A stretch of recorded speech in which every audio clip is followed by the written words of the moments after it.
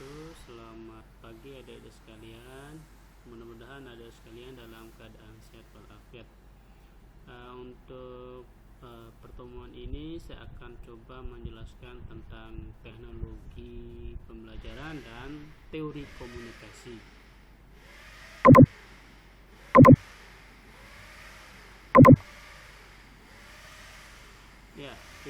Teknologi pendidikan ya maksudnya ya. Jadi pembelajaran atau instruction dipandang oleh kebanyakan sebagai bagian pendidikan, maka pembelajaran itu dapat membantu mempertahankan fokus pada studi itu.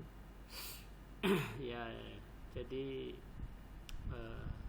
mereka percaya bahwa pendidikan mengacu ke belajar dalam banyak lingkungan, termasuk rumah, sekolah, dan kerja, sedangkan pembelajaran hanya berkonotasi kegiatan belajar di lingkungan sekolah. Jadi maksudnya pendidikan itu bisa dilakukan di beberapa lingkungan, itu bisa melalui rumah, sekolah, dan tempat kerja. Sementara kalau pembelajaran itu lebih kepada kegiatan proses belajar di lingkungan sekolah. Teknologi pendidikan mencakup belajar melalui media massa dan sistem pendukung pembelajaran termasuk sistem manajemennya. Teknologi dalam pendidikan digunakan untuk mendeskripsikan aplikasi teknologi yang digunakan oleh sistem pendukung pendidikan seperti pelaporan nilai, pembuatan jadwal, dan pendanaan. Teknologi pembelajaran didefinisikan sebagai bagian teknologi pendidikan dengan menggunakan rasional bahwa pembelajaran adalah bagian pendidikan yang hanya berhubungan dengan belajar yang bertujuan untuk dapat dikontrol.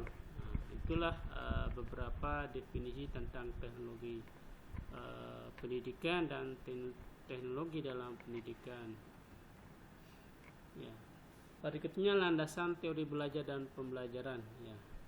Jadi konsep belajar itu bagaimana kita mampu mempengaruhi orang lain. Misalnya bagaimana cara siswa itu agar bisa membaca. Oleh karena itu bagaimana cara seorang guru untuk mampu mempengaruhi peserta didik ataupun siswa. Prinsip belajar digunakan dalam merancang dan melaksanakan pembelajaran.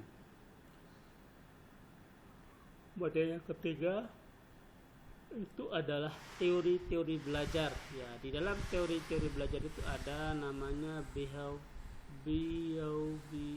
behaviorisme, kognitivisme, konstruktivisme, dan humanisme dalam perancangan dan pelaksanaan pembelajaran.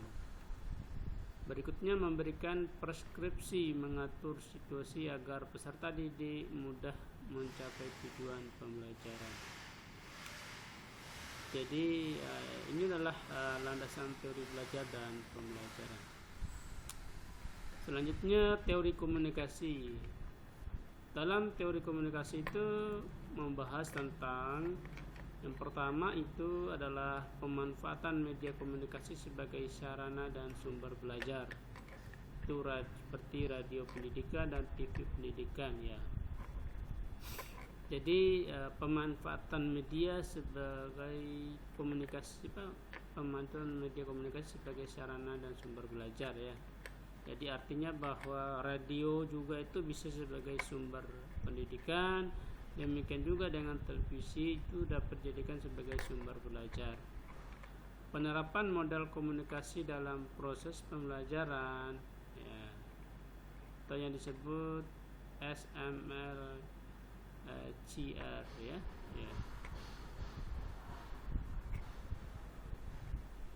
Kemudian pembelajaran sebagai proses komunikasi Jadi ini adalah teori-teori komunikasi Jadi penerapan model komunikasi dalam proses pembelajaran Jadi dalam proses pembelajaran itu akan terjadi komunikasi, baik itu antara guru dengan siswa, baik itu siswa dengan siswa.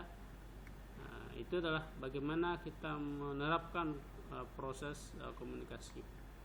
Yang berikutnya, pembelajaran sebagai sarana komunikasi.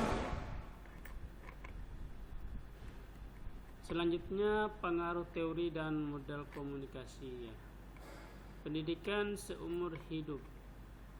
Pengaruh teori dan model komunikasi. Jadi pendidikan itu seumur hidup. Maksudnya di sini pendidikan itu tidak melihat umur. Mulai dari balita, mulai dari dalam kandungan sampai dengan tua. Kita lihat saja bagaimana kalau ada ibu yang sedang mengandung, merawat bayinya, itu mulai dari umur kurang lebih 1 bulan sampai dengan 9 bulan itu dirawat oleh ibunya. Itu bagaimana supaya bayi itu sehat. Itu dilakukan proses pembinaan, pendidikan, perawatan. Kemudian setelah dia lahir itu akan dibina oleh orang tuanya, diberikan pendidikan, baik itu salah agama, kemudian perilaku dan lain sebagainya, sampai dengan tua. Itu maksudnya pendidikan seumur hidup. Pendidikan itu gerak cepat dan tepat.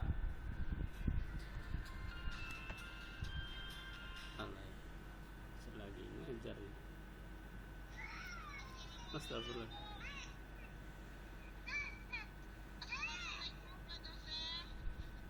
Ya, waalaikumsalam. Bentar ya, saya lagi ngajar.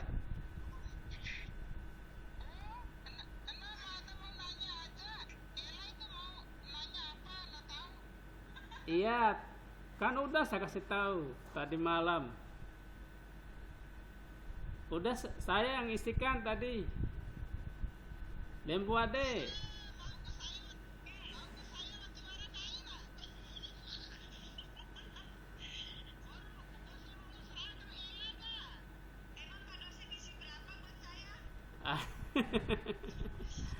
Ya, tidak ada perbedaan. Aduh, sebentar saya matikan dulu. Aduh.